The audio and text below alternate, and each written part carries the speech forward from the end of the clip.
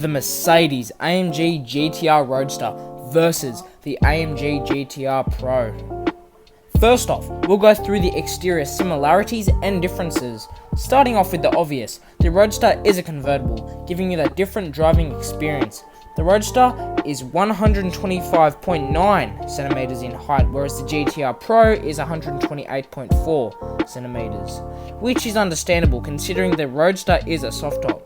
Looking at the front of both cars, there is not much difference at all. The grille, the air vents, angles, and the general shape is almost identical.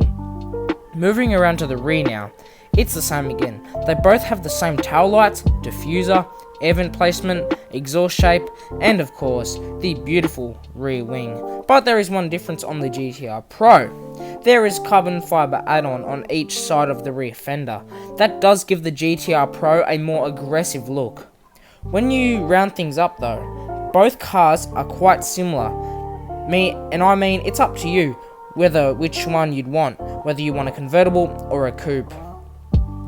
Moving on to the engine, numbers and stats. Which is faster and which one is more powerful? The GTR Roadster has a 4-litre V8 that produces 577 brake horsepower. Many people argue that 577 isn't enough. And the GTR Pro has a 4-litre twin-turbo V8 that produces 576 brake horsepower, one less horsepower than the Roadster. The Roadster does 0 to 60 miles in just 3.6 seconds, and the GTR Pro does a 0 to 60 in 3.5 seconds, beating the Roadster by 0.1 seconds. I guess that makes up for the one less horsepower.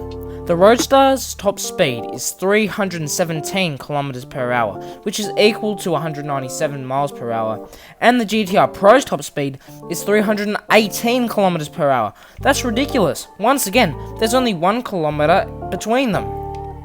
And then that raises the question, why would Mercedes make both? The performance and the exterior differences are so small. There's no point in having both.